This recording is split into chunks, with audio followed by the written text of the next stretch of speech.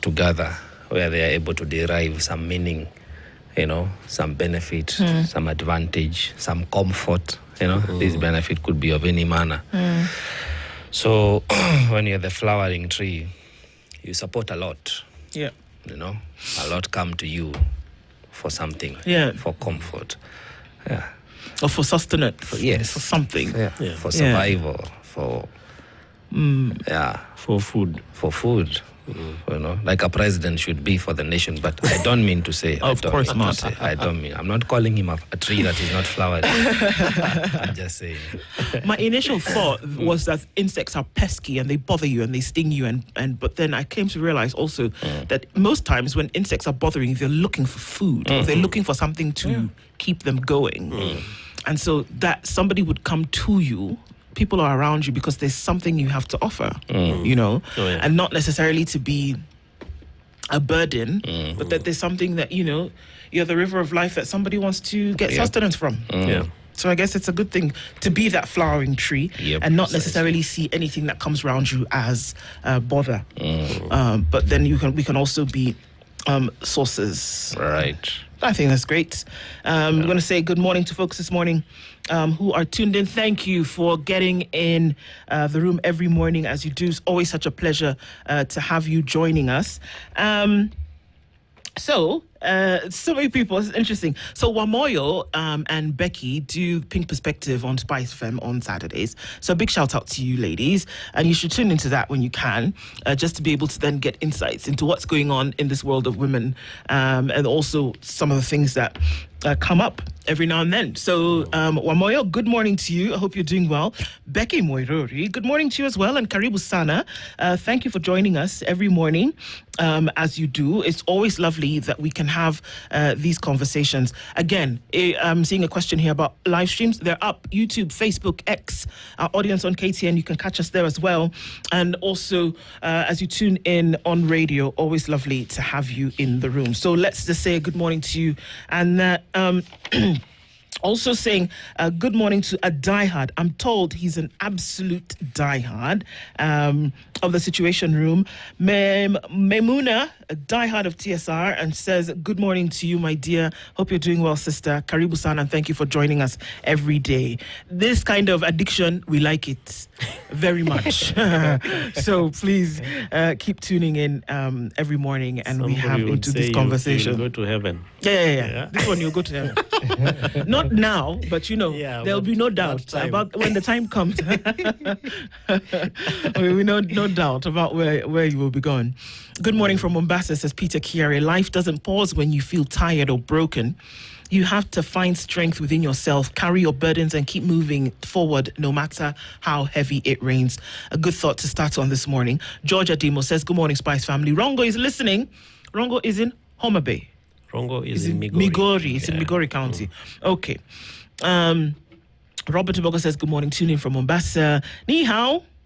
Ni hao. Anything lately, says hi. Today's Chinese saying, after extreme misfortune comes great fortune.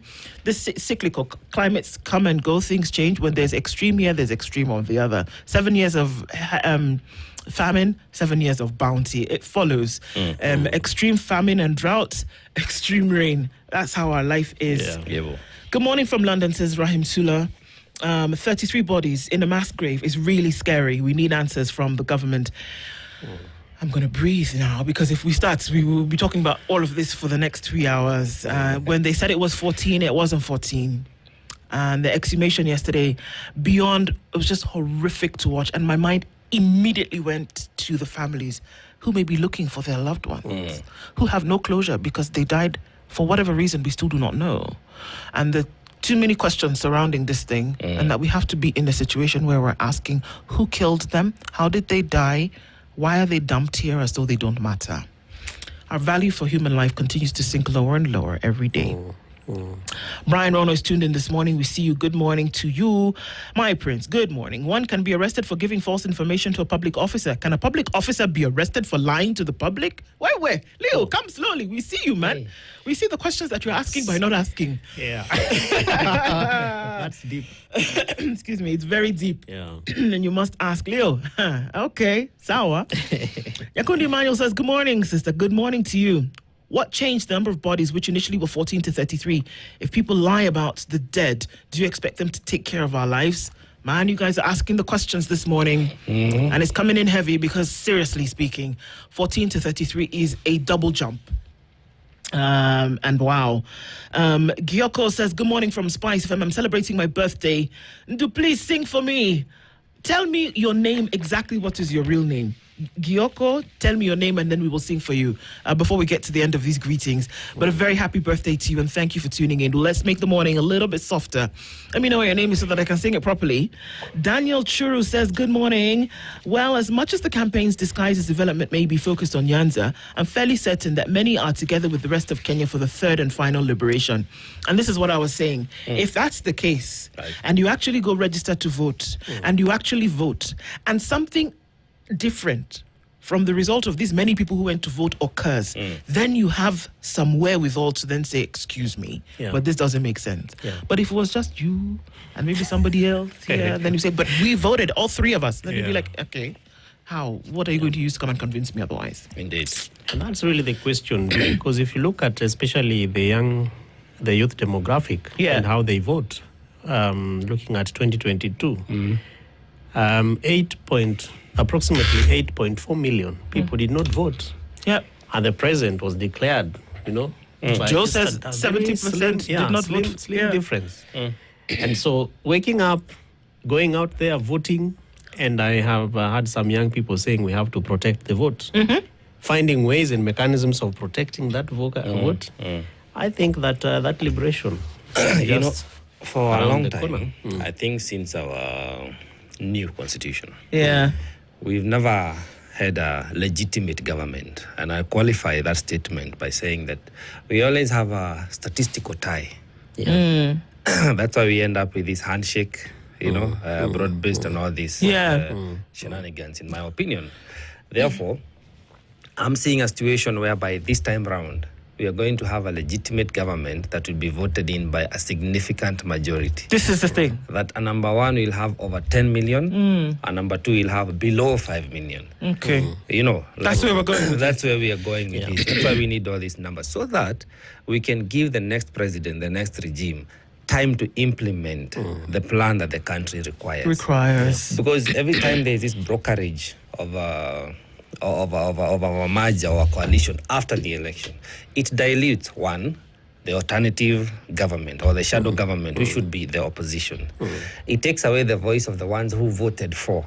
And then you have this dissent of, we did not vote for you, but now our leaders have joined you, so we have to support you. I hear you. So I'm looking forward to a legitimate vote. Okay. But for now, let's register. For now, register to vote and complete the process later on. Okay, so it seems to be a problem with our frequency of 90.9, that to be checked on. Thanks for that information. We'll look into it. Thank you so much, Mwangi, for giving us that information. Okay, so Gyoko is Alex, and happy birthday to you. Happy birthday to you. Happy birthday, dear Alex. Happy birthday to you. May you have many, many more, Alex, and may they be the cream of God's blessings. Amen. Prince Alvin says, good morning. At least Tuju amesikizwa na court. We're happy. Okay. The drama was crazy.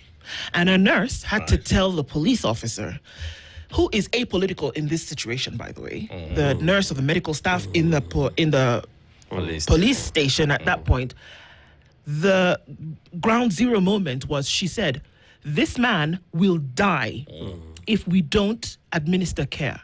And she looked at her like, I'm not even joking with you right now. I don't care who you are in terms of rank. This man will die. My duty of care is to secure his life. I don't care if the orders are from heaven above. This man will die if we don't attend to him. I've never heard Kalonzo Musyoka shout in my life.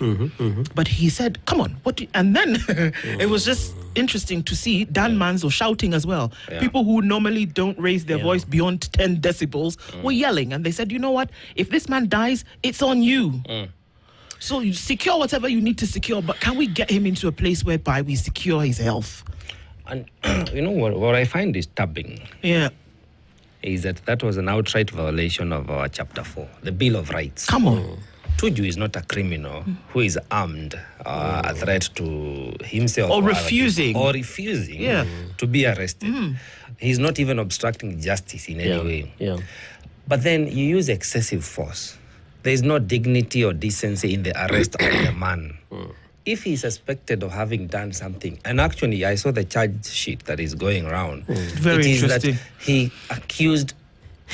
That he's accused of claiming to have been abducted. But he didn't. I'm just saying what the charge sheet says. So that only warrants you to be summoned to court. And you appear, or a police station, to make a statement. The same went with the doctors because the same treatment, same script, different cast. Absolutely. The police have to start operating within the Constitution. I know we have a lot of them that are good, but the few that are taking orders from above, we need to frown at this and call it for what it is. This if is the Tuju needs to problem. go to court, let him go to court procedurally. But the lawyers who are defending Tuju are going to have a field day with this because he who accuses proves. They're going to be very hard pressed to prove that Tuju falsely what? I don't even, the charge itself doesn't even make sense. It's like Miss Piggy and Kermit the Frog. What are we doing, guys? It's not the Muppets. No. This is real life. The stature of Raphael Tuju, a former CS, former SG of ruling party, just shows you how the kind of treatment that Kenyans go through. And you see, this is a gentleman whose story has been publicized. Imagine somebody going through this. Somebody, part of the country. faceless people every day who go Exactly. through this treatment, if not worse. And I think this is an opportunity for us to highlight that. The people who may not know that Chapter 4 is the Bill of Rights in the Constitution People who and do what not is have allowed strong or not. lawyers like Absolutely. Mheshimiwa Stephen Kalonzo, How many Dan people are Manzo going coming through over. this? How many people are going through this? And this is why we must highlight these things. And the police, honestly, your conduct was wrong.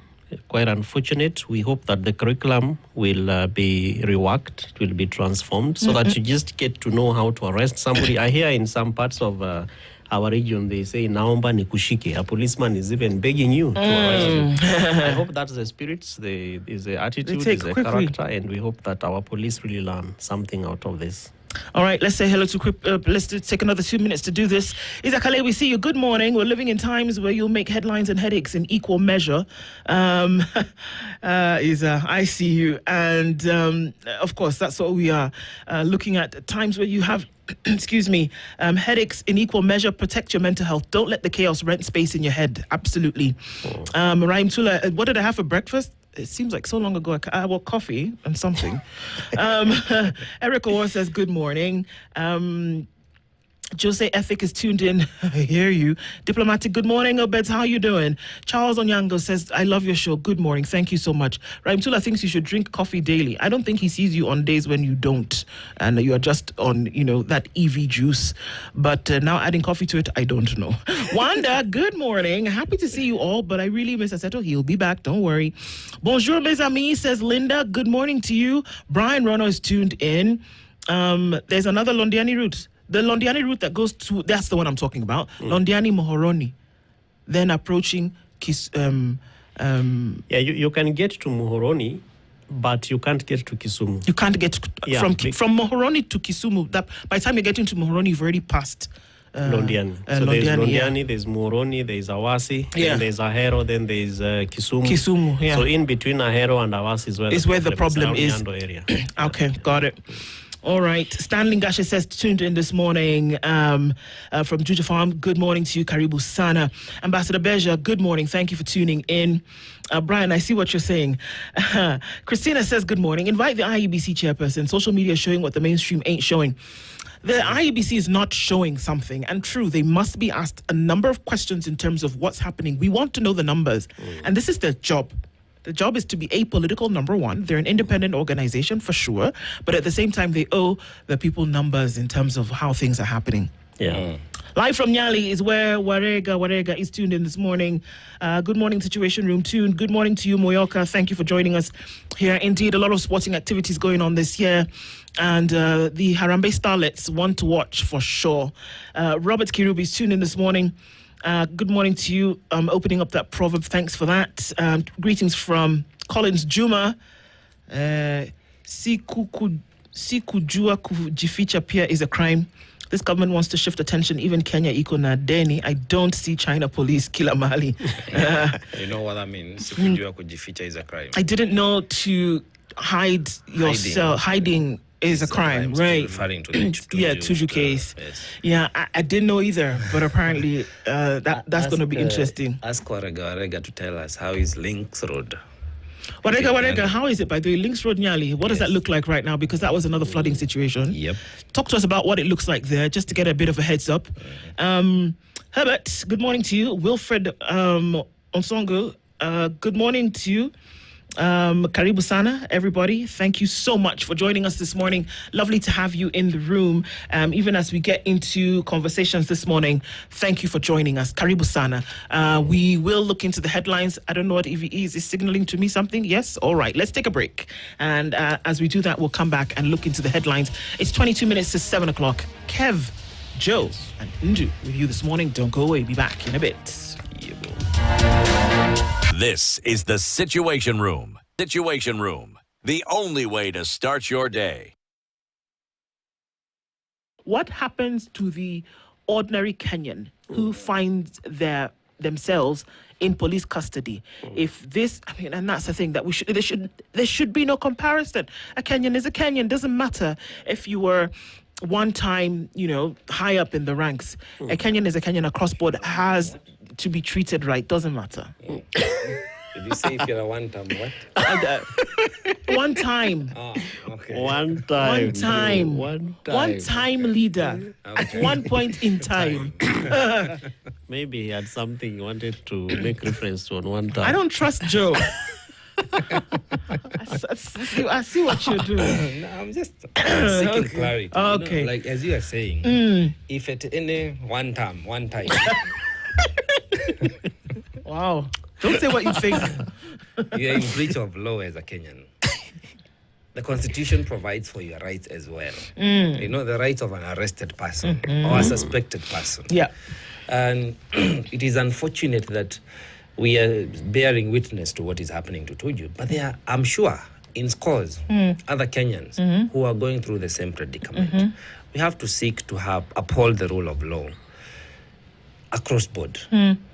Whether you are in somewhere in Marsabit, whether in Mombasa, whether you are a high-profile person, a politician, a business person, you deserve dignity. You deserve to be treated according to the Constitution, according to the law. So I hope this will just be the beginning of the revolution in terms, as you say, like the police service and all the other agencies. Because even the judiciary itself, I think at some point they need to find a way of trumping charges. Yeah.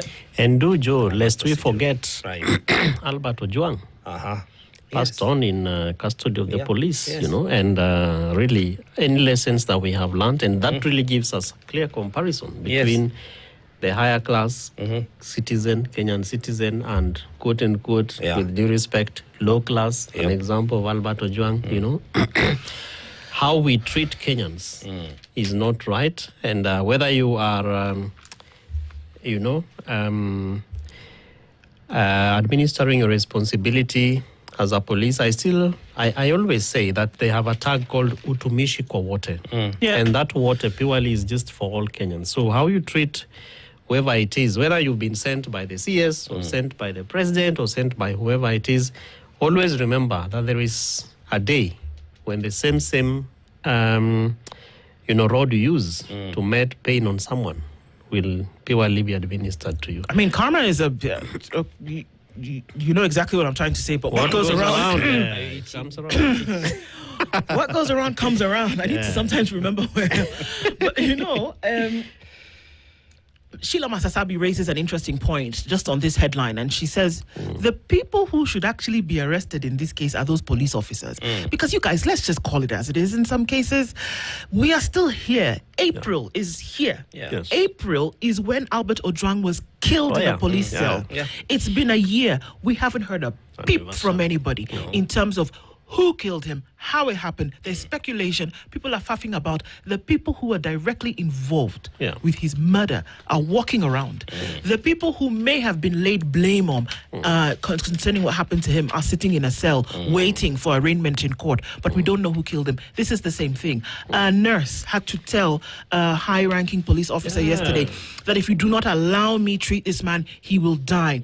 Dan Manzo and Kalonzo Musyoka tell this woman, if you let this man die, his death is on you. So how do you sit there and allow this to happen? It doesn't matter who it is. And we have to get to the point where human life is human life. And that if you don't understand the rights, I have to ask them, what are you doing? You are the number in the line of safeguarding of rights. You, as a security agency, you are number one. So you have to ask the question about what's happening here. And how he was also just Mason manhandled even before he got to the health facility. You know, I don't think it is right to handle Kenyan struggle, even if they've been caught in the line of crime, you know. Because I found myself asking, so what did he do that would warrant this? Really? But then I answered my own question later, and I said it doesn't matter what he did. He doesn't deserve this kind of treatment. You know, we forget he's lucky that he's still alive. Remember, there's a young man who was shot in the street. The guy who was selling face masks. It's the same treatment, you know, that the police go way across their limit, you know, violation of the Bill of Rights, as we are saying. Every Kenyan deserves to be treated. As we are saying, there is no upper class, lower class, middle class. There are no specific orders for certain people. Either you are pro or against government. That should not be the case. If at any one time you just a Kenyan... You're not going to let that go, are you? No. Okay. Let's look at some other stories. It's the sanctity of life that bothers me. I hear you. I get it. I totally understand. And that, I mean, this is a headline, but it has so many layers. It could be an entire print edition of a story, because how many layers can we look at in this thing? It's Raphael Tuju, but it's representing layers of things that are making the news, and you have to ask yourself the question, is this the picture of society that we look at today? And those are the things that we should be having a conversation about. Who gives a hoot about which political party folded? Come on. If your basic foundations don't make sense. And there's an office called the Commission on Administrative Justice, the Ombudsman. In some corners of this country, the kind of work that I do, we always ask Kenyans to visit that office, especially those who have undergone serious administrative justice from any office. I am hoping that Mheshimiwa former CS Tuju will actually file a complaint against the police through the Ombudsman. He may need to try to brief first. In the same way he went to the Supreme Court. Of course. Over his issues. He needs to file a case against the police, the National Police Service, on this kind of... Let me look through these headlines real quick. He initiated something before his disappearance, inviting persons who are facing litigation around their property, and they're feeling they're, being violated in terms of either being defrauded or otherwise. So he's forming a forum so that would be a basis for litigation. I think it will now build into what you're saying. So a lot of anyway, proceed, please. There's a call for the return of subsidies and price reductions as fuel crisis looms. It looks like something. And what countries are doing to cushion their citizens at this time. We could go into that, but it's going to take more than a minute for sure. Shock, hard questions after 33 bodies exhumed from mass grave. What's going on? It would be. I do think that we should allow for the investigations to take place and see what happened. But that this is happening should leave us in a state of chagrin again. Tuju arrest sparks outrage over police conduct and medical neglect. It should, as it should. You should be outraged. And people saying, "What's the big deal?" If you have to ask your question, "What's the big deal?" then you're the problem. Ford Kenya dismisses push to dissolve and join UDA. Okay, that will be fun. He was here with us yesterday as SG. Ex-KRA manager loses 63 million shillings in pursuit of Kura chair position. He did what now? Where did he get 63 million shillings to lose in the first place? But that's a question that we have to ask when we look into the details of that story. And so those are some of the stories making headlines today. There's a lot more in the Standard. I'm going to ask you to get a copy of the Standard newspaper today, and you can get a copy of the e-paper and get every single detail of every single story, even as we look into some of them. Over to you, Joe. You want to look into The Nation? The Daily Nation quickly says about grief and politics collide. There's a story coming up about the young girls who have died in the hands of politics, allegedly. So the Daily Nation says, stop exploiting our girls' deaths for political mileage. Families tell the leaders. In quote, you have the president said, you impregnated a girl the age of your child, then killed her. What can you tell us? Is this a person to lead anywhere? And then there's I don't know, it's a rejoinder from the impeached deputy president. He says he has become so petty to a point he's using posts by material bloggers that have been going on for the past 2 years to construct his 2027 propaganda. It's a chorus. 2 families in Moranga and Nyeri have denounced politicians, bloggers, settling political scores with the deaths of their daughters. Regina Wairimu and Maureen Kenywa died in 2023 and 2019 respectively, but the circumstances surrounding their deaths have been weaponized for political skullduggery. Regina's family says people introducing themselves as government agents are enticing them with money to seek a fresh investigation intended to fix a certain politician. Maureen's family has also disowned a push for an inquest, also motivated by similar malice. This continues, the story is continuing to play out from the spat we're seeing between the president and his impeached deputy president. The story continues on page 4 and 5. There's an issue of a fuel shortage. Questions about level of teaching in junior school. That's an interesting story about the quality of education. 32 bodies have been found. Page 2, you have Tuju fails to appear in court for plea. The story is still developing. And there is a very interesting story on page 6. That's talking about the fuel shortage bites despite assurances. Something worth looking into. This page 8, results of junior school chaos being seen at senior level. He says after teaching grade 10 learners for one term. You're like a dog with a bone on this, aren't you? Teachers in senior school are now warning that the 3 chaotic years of junior school, marked by a lack of laboratories, teachers, and basic learning resources, laid a poor foundation. Teachers and principals who spoke to the nation say there are serious gaps in learning, particularly in science and practical subjects, with many learners struggling with content at senior school level due to limited exposure in junior school. The story continues. That should be very alarming to all of us. Well, Mr. Osotsi, is he Osotsi or Ototsi? Osotsi. Says he's going to give a white bath. He's not going to appear. He's going to skip the NDC and instead attend the parallel convention that will be convened by Linda Mwananchi, ODM, and other short stories. Continues. That's the Daily Nation. We could talk about Aesop's fables, that's for sure. Yeah. You want to look into this, Kev?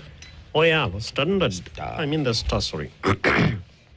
So the headline on the Star is Western Express unlocking trade. And the big story is on pages 4 and 5. But on the front page is also a map or a drawing that shows how the railway line will run from Malaba to Kisumu, covering 107 kilometers.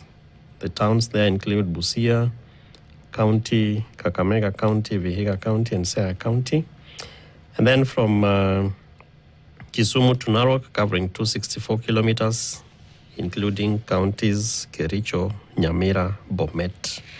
So you can have a look at that. And sub-story on the same front page, court to rule on Tuju bail as police probe abduction claim. So the drama around former CS Raphael Tuju intensified as he was rushed to hospital for emergency treatment while his lawyers sought anticipatory bail. We spoke about that.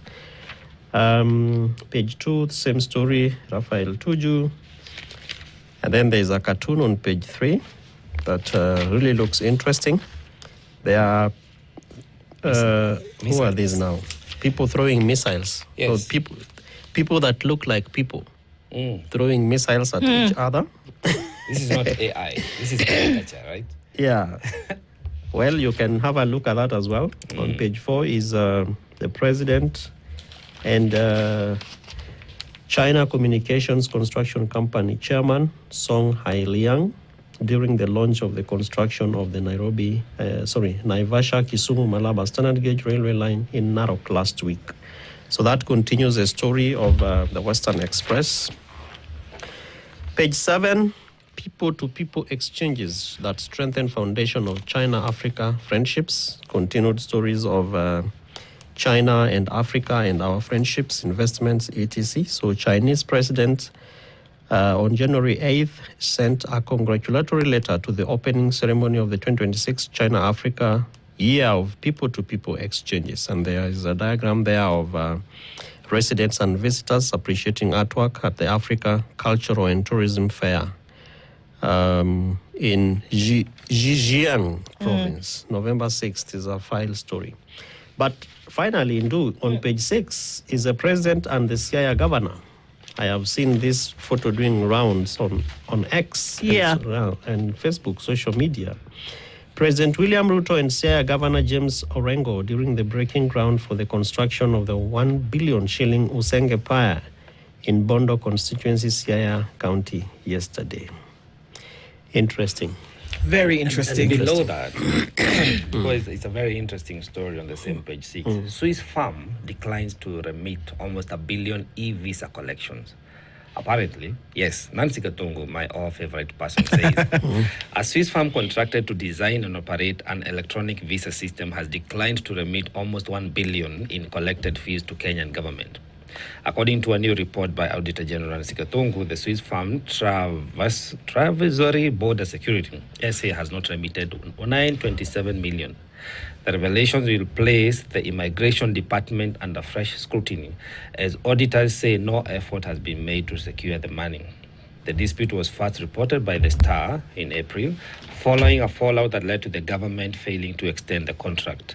Under the deal, billions of shillings collected through the e-visa system were first wired into a Swiss bank account instead of the Treasury REN Consolidated Fund. We keep God in heaven. So that is interesting. We need to look into that because the whole saga, even with the e-citizen, the collection of the fees, remains a mystery. So this is what used to happen before. Money would go to Swiss account and then, if possible, come to Kenya. 1 billion is still out there. There is a breakthrough story in child delivery on page 3 of the Star. Against all odds, baby born after abdominal pregnancy. That happens in Jaramogi. It's called what? Jurth. Yeah. That one. That's a very good story to look into. TRH. Yeah. Yes. Jaramogi Odinga Teaching and Referral Hospital. Yeah. Congrats to the doctors. I think for that's fantastic. saving both the mother and the child. I keep saying that Kenya actually does have some fantastic medical staff here, able to do amazing things. Support the systems and you'll actually find that they will give back to you in a way that you can't imagine. That's a great story to take us to the top of the hour. Good morning, folks. 7 a.m.